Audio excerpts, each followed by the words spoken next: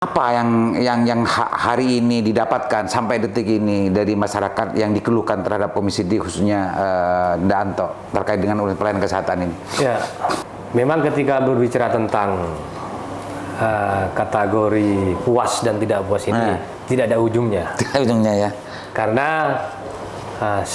kami ini mempunyai keyakinan ketika niat baik dalam hal apapun tidak diatur oleh hal yang baik akan menghasilkan hal yang tidak baik pula.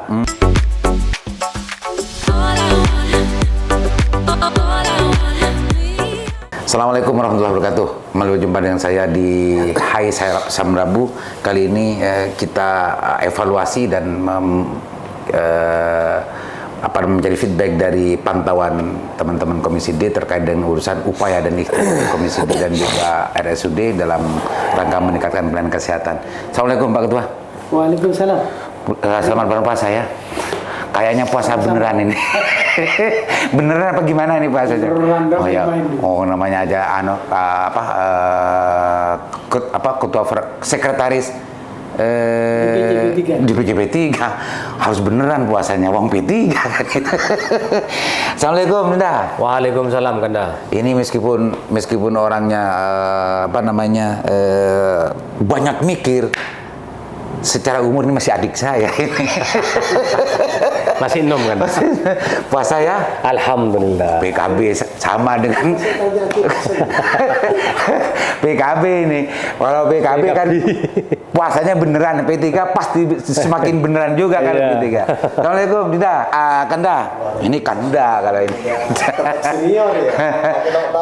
Kanda Son Haji. Puasa kan? Alhamdulillah masih utuh. Dari fraksi apa ya? P3 telur. Oh, dapat dua ini berarti. Satu dari fraksi P3, yang kedua memang Kiai. Pinter. Itu pasti apa asal. Kalau di Kuanyar dibilang tereson. Sin. Sebelum menjadi dewan pun dia sudah menjadi jujukan masyarakat Kuanyar untuk kerembak segala macam persoalan kemasyarakatan dia. Pak Ketua dulu ya. Siap. Kita kan sudah sering bicara terkait dengan pelayanan kesehatan sejak dari mendorong UHC, termasuk juga bagaimana masyarakat yang euforia dengan UHC dan keterbatasan waktu itu ya, keterbatasan pelayanan kesehatan karena banyak euforianya masyarakat dengan UHC. Lah sampai detik ini apa yang sudah didapat Pak Ketua terkait dengan fungsinya sebagai dewan, feedback dari masyarakat, apakah apresiasi atau bagaimana dan bagaimana Pak Ketua? Baik, terima kasih Kanda Adiman yang juga menjadi idola saya. Kalau saya lihat Sandra San itu, saya tidak terlalu banyak melihat konten pembicaranya, tapi saya banyak melihat Bang Aliman. Iya. Sekretaris P3 beneran gitu. Lanjut. 20 Oktober tahun 2022 Pak Abdul Latif Amin Imron melonsing tentang UHAS itu. Sampai hari ini kurang lebih hampir 6 bulan ya. 6 bulanan, 6 ke 7. Langsung kami ketika keliling di beberapa puskesmas ataupun keliling di masyarakat, memang yang poin penting yang didapat, apresiasi yang luar biasa dari masyarakat. Hari ini masyarakat merasa ada kemerdekaan dalam bingkai kesehatan. Jadi masyarakat cek kengkaro kewelengan. Kayak tabu nyelo cetak sekarang sudah ditanggung. Langsung berkah ke puskesmas ya. Langsung ke puskesmas. Dan tidak perlu biaya. Ini apresiasi yang luar biasa. Ya.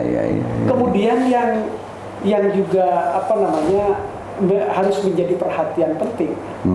Sampai hari ini pun ketika masyarakat sudah berbicara merasa ada hadirnya negara dalam bingkai kesehatan,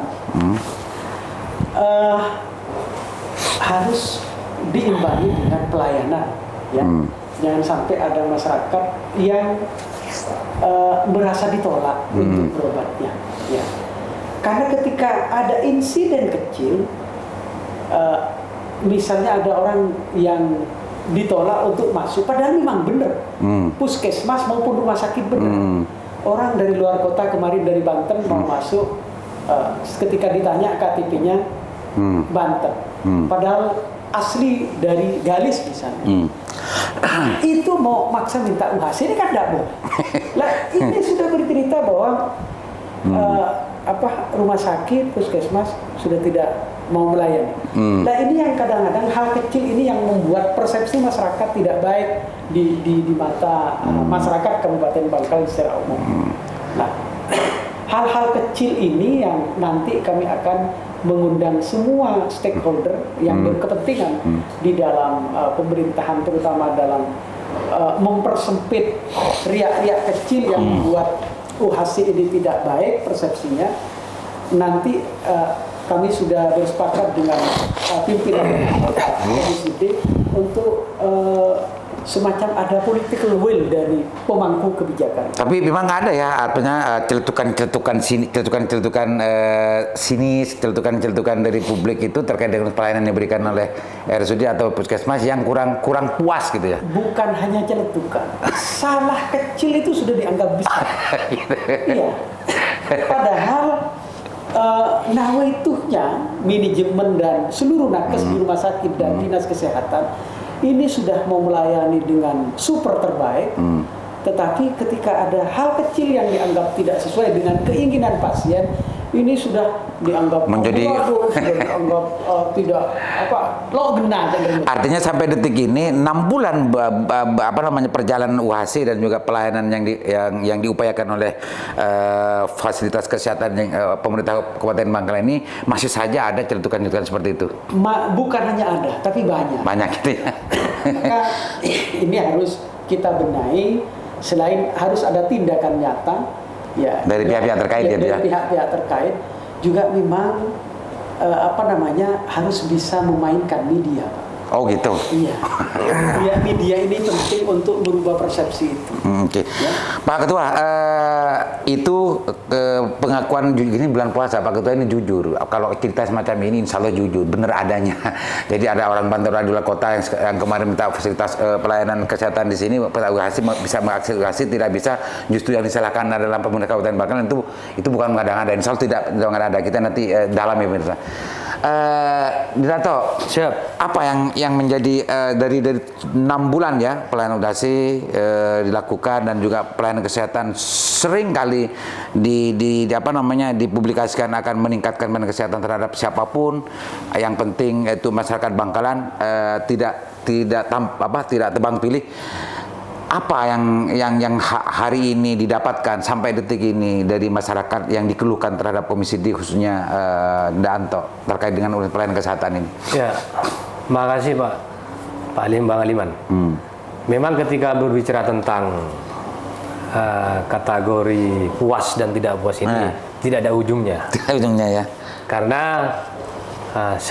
kami ini mempunyai keyakinan ketika niat baik dalam hal apapun tidak diatur oleh hal yang baik akan menghasilkan hal yang tidak baik pula. Oleh karenanya UHC ini menarik barusan. Ulangi barusan. Sesuatu yang baik tidak dilakukan dengan tidak baik. Sesuatu yang niatan yang baik ketika tidak diatur oleh hal yang baik akan menghasilkan hal yang tidak baik pula. Tidak baik. Ya. Catat pemirsa. Lanjut.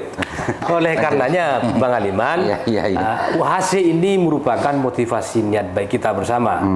Oleh karenanya harus diiringi dengan perilaku yang baik pula agar bisa menghasilkan hal yang baik.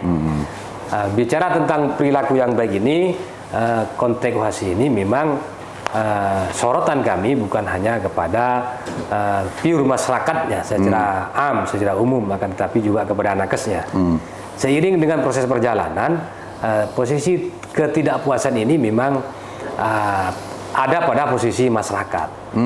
Sehingga dari perkembangan yang kemarin ini, banyak masyarakat yang secara detail dan khusus itu kurang memahami, terutama pada konteks administrasi, sehingga melahirkan temuan-temuan orang Bangkalan bekerja di luar Bangkalan, kemudian keadministrasinya sudah dimutasi KTP-nya, sehingga ketika mau masuk lagi ke Bangkalan itu otomatis kan sudah bukan orang Bangkalan, sehingga bukan bagian dari orang yang bisa untuk menyerap anggaran UHC. Dan itu banyak melahirkan teman-teman, dan atas dasar itu Pak Aliman ini Pak mengeblurkan mindset yang sudah kita bangun. Mindset dengan maksud selain daripada itu apa pernah dengar bahwa orangnya Pak Anto atau orang yang minta tolong ke Pak Anto, kalau di DPR itu kan biasanya ya, banyak yang menceritakan bahwa ketika masuk rumah sakit, ketika masuk puskesmas, nakesnya ki bersinyur pronyuten, ki diperlambat, ada juga kan? Ada juga. Cuman beberapa dari testimoni yang saya minta aspirasinya, kan saya dalam menampung aspirasi ini tidak semerta-merta menunggu aspirasi, tapi kita juga kadang menjemput bola. Itu ada, memang ada bukan kepada perform nakesnya, tetapi pemahaman terutama sifat-sifat pasien yang emergensi. Ini kadang mendapati keluhan kurang gercep, kurang cepat, kemudian kurang instan, dianggap kurang cepat dalam bidang administrasinya, gitu. Ya penanganannya lah dianggap lambat. Iya, penanganan dalam beberapa fase. Ada yang pusing, kalau baku itu cepat tetap. Secara umum pemerintah Bangkalan memang kunjungan itu semakin membludak, Pak. Oke, mantap, Pak Ustadz. Pak Ustadz. Gimana Pak Ustadz? Kan sudah 6 bulan nih Komisi D dengan gencarnya, termasuk dengan Dinkes, termasuk dengan direksi RSUD ini untuk bagaimana mendorong masyarakat dan juga termasuk RSUD sendiri dan vaskes-vaskes yang di Kabupaten Bangkalan untuk mendorong memberikan pelayanan yang sama gitu ya. Apa ada keluhan dan juga masukan dari masyarakat terkait dengan urusan yang harus diperbaiki lagi terhadap pelayanan kesehatan yang diberikan oleh RSUD atau puskesmas, atau ada hal-hal lain yang menjadi keluhan dari masyarakat terhadap Pak Ustadz, karena Pak Ustadz ini kan tempatnya orang yang ngadu gitu. Cucu gereng banyak. Gimana Pak Ustadz? Terima kasih Adinda Aliman terkait apa yang telah disampaikan oleh Pak Ketua Fraksi dan Pak Waka. Asumsi dari masyarakat terkait UHC, terkait pelayanan terhadap puskesmas di Kabupaten Bangkalan ini masih ada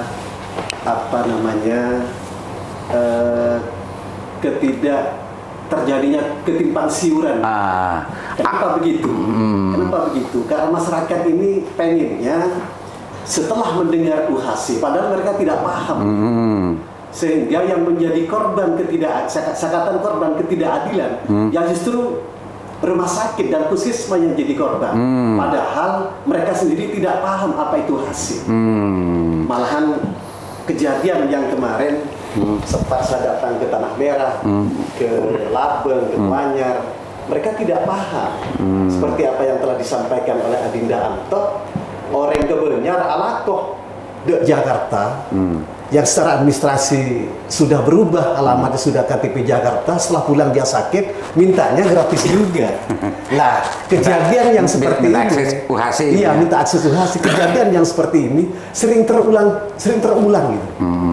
Dan kita memang membuka meski tidak membuka ruang untuk masyarakat ya, untuk pengaduan. Cuman seperti apa yang tadi disampaikan oleh Adinda Aliman, meskipun ada lepas banyak seadanya, malah mereka nggak usah, yang penting saya ini orang Bangkalan, meski ber-KTP Jakarta, ya tolonglah saya disamakan dengan mereka, begitu. Dalam konteks itunya kan mengakses UHC-nya, kalau seperti yang diceritakan itu bisa langsung bisa langsung ada solusi kalau seperti itu.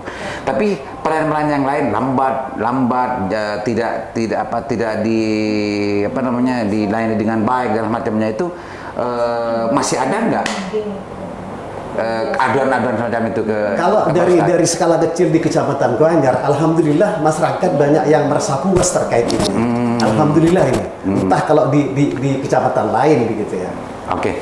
Pak Ketua, ini kan persepsi publik terhadap pelayanan kesehatan ini kan memang ada pergeseran, tapi nggak banyak kan. Ada pergeseran sedikit, tapi tidak banyak. Bahwa pelayanan kesehatan itu banyak anggapan yang memang agak yang dipersulit, ada yang lambat, masa yang seperti rujukan dipersulit kayaknya, dan ketika mau keluar apa itu namanya, kalau mau keluar itu menunggunya berjam-jam, 6 jam, ada yang 5 jam lah semacamnya.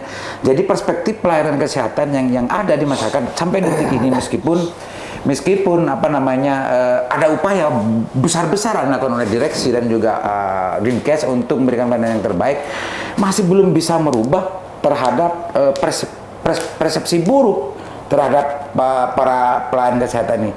Apa tambahan dan masukannya, Pak Ketua? Saya berangkat dari apa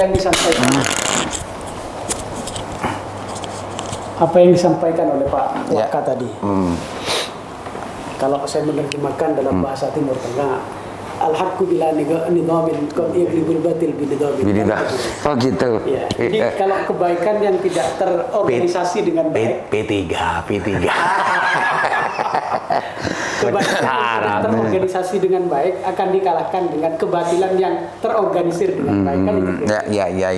Artinya semua manajemen baik di rumah sakit maupun di puskesmas ini memang harus melakukan penataan manajemennya dengan baik. Dan semua unit-unit yang bertanggung jawab ini memang harus bersatu padu untuk memegang teguh terhadap prinsip-prinsip SOP yang sudah ditentukan, sehingga akan tertata dengan baik, akan terorganisasi dengan baik. Jadi ada unsur memaklumi ya bahwa pergeseran persepsi publik tidak begitu banyak ini karena itu ya Pak Ketua ya. Ada unsur memaklumi juga sedikit ya. Selain UHC ini menjadi makhluk yang baru, Pak. Makhluk baru yang kami masih mengatakan masih transisi ya. Memang ada banyak hal dari sisi manajemen misalnya mungkin banyak kekurangan. Saya kalau mengurai kekurangan misalnya, ketika orang mau berangkat ke rumah sakit, tentu kan harus mengaktifkan UHC-nya di puskesmas agar prosedur SOP-nya agar di sini tidak terkendala dan tidak kembali lagi, diaktifkan dulu. Ya, ada bahasa seperti itu. Masyarakat itu kadang-kadang kok ini masih berlama-lama di sini di puskesmasnya katanya. Padahal itu memang prosedurnya harus diaktifkan dulu biar tidak balik-balik kemana-mana. Kemudian ketika sudah waktunya pulang, kadang-kadang laporan ke kami ini, keluarga saya ini belum begitu sehat, kok sudah pulang. Nah, ini juga harus dibenahi. Kemudian ada lagi kekurangan obat. Ya, kalau di rumah sakit saya yakin sudah tidak perlu ada pertanyaan itu. Di puskesmas ini masih banyak terjadi kekurangan obat. Ini yang harus kita benahi. Itu pengakuan dari pasien. Pengakuan dari pasien langsung. 3 hal itu diperlama di puskesmas dalam rangka mengaktifkan UHC-nya. Dikira masih diputer-puter katanya. Leng-leng. Hampir 1 jam ada yang bilang begitu. Nah, ini yang harus dibenahi, uraian seperti ini. Namun kalau secara makro, apa yang sudah menjadi kebijakan umum pemerintah ini sudah sangat puas ya dengan kebijakan umumnya. Kebijakan tapi umumnya. Prakteknya, realitas dan praktek di lapangan belum tentu menggambarkan kebijakan umumnya, Pak Ketua. Iya. Itu. Makanya saya ingin meneruskan. Kalau bicara kebijakan umumnya, masyarakat ini sudah cukup puas dan bahkan sangat puas dengan kebijakan ada UHC ini. Tadi sudah saya sampaikan, cek karonya lo cetak, ke tabu lambe itu orang mun lalu ambil obat itu halai beri kesempuan. Beres. Itu halai beri kesempuan ber. Sekarang, ya. Pasien itu seolah-olah menjadi raja, ya harus dilayani dengan baik. Kalau perlu pulangnya harus disangoni, ya kalau ingin berubah persepsi. Jadi begitu. Jadi saya ingin mari sesuatu yang transisi yang masih pemula, masih awal ini kita maklumi. Yang penting kebijakannya sudah luar biasa, menggratiskan orang sakit.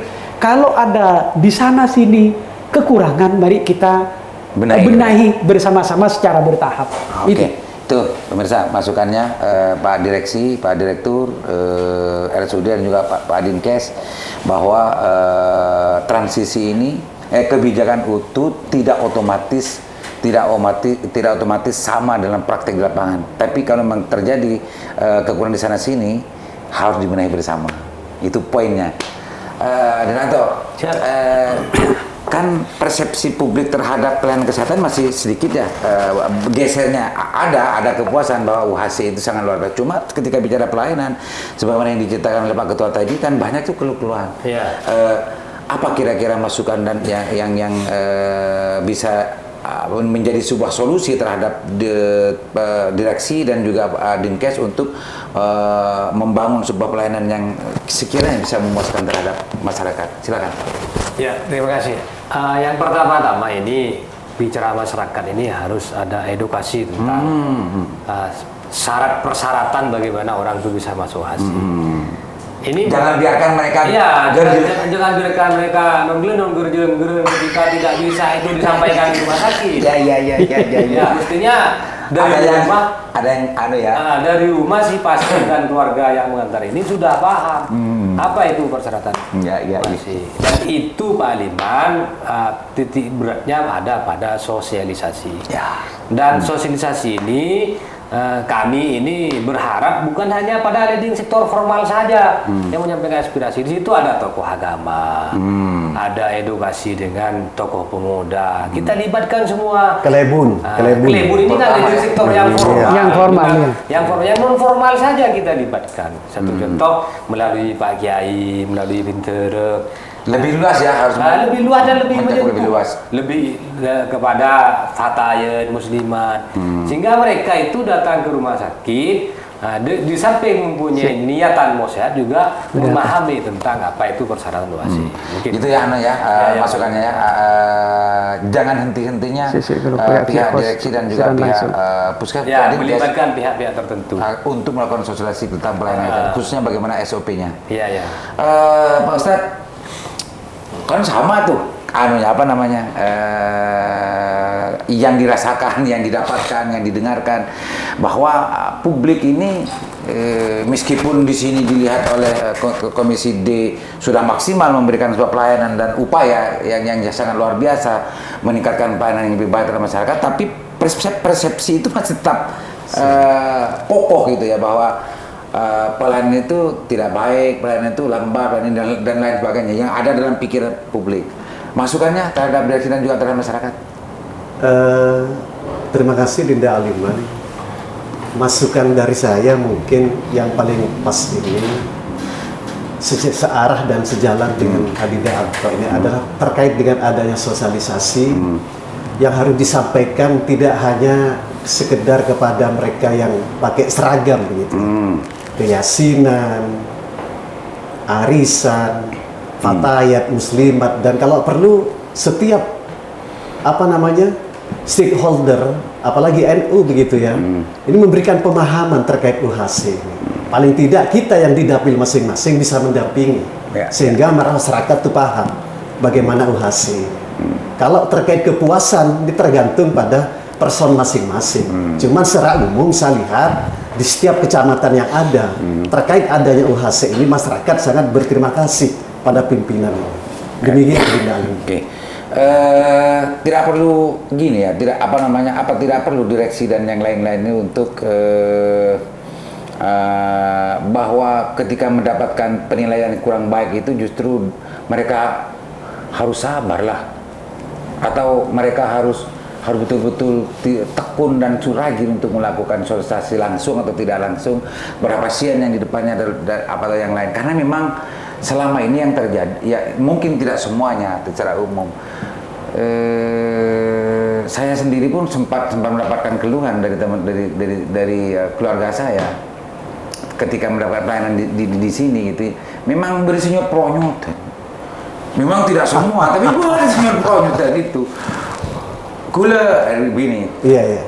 Saya tidak melayani keluarga sampean tahu banyak saya layani di kulit. Lalu kan nyake hati ya petani. Mungkin pada lesoh. Apa boleh lenpas begitu ya. Pada lesoh. Saya harap kepimpinan ini jangan pernah lelah untuk memberikan edukasi. Yang paling penting sabar ini. Lama buru. Sabaran adalah kunci sukses. Jadi intinya merubah persepsi tentang pelayanan ini akan lebih baik itu bukan sesuatu yang mudah. Dan apalagi sebelumnya memang sudah menjadi rahasia umum bahwa pelayanan kesehatan ini memang ya seperti itu gitu kan. Sekarang ada niatan baik dari 6 bulan terakhir ke sekarang ini, upaya besar yang dilakukan oleh pemerintah termasuk juga RSUD sudah luar biasa melihat pantauan dan apa yang disaksikan oleh Komisi D gitu kan.